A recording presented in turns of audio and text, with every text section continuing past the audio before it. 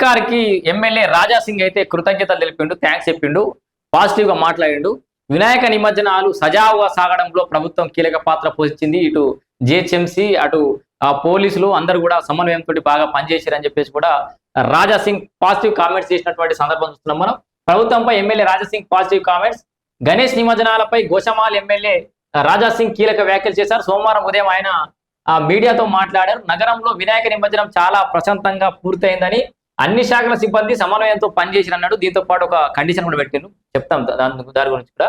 Police, municipal, traffic శాఖలకు credit ఇవ్వాలి. అయితే వినాయక సాగర్ మురికి నీటితో నిండిపోయింది. దీనిపై సీఎం రేవంత్ రెడ్డి చర్యలు తీసుకోవాలని రాజా సింగ్ అయితే సూచించారు. కాగా గ్రేటర్ వ్యాప్తంగా 3,03,585 విగ్రహాలు నిమజ్జనం జరిగినట్లు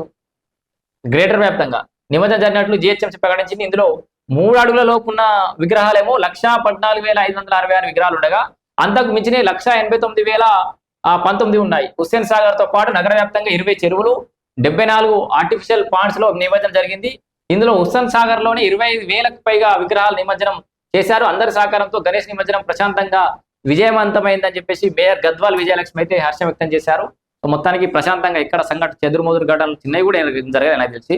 సో రాష్ట్ర ముఖ్యమంత్రి ఏకంగా రేవంత్ రెడ్డి జనాలకి నేరుగా పోయిన సందర్భం కూడా చూసినాం. సో పకడ్బందీగా అయితే ఏర్పాట్లు పూర్తయినాయి. వినాయక నిమజ్జనం ప్రశాంతంగా జరిగింది. గోషమాల్ ఎమ్మెల్యే రాజా సింగ్ కూడా అధికారులకు కృతజ్ఞత చెప్పినటువంటి సందర్భం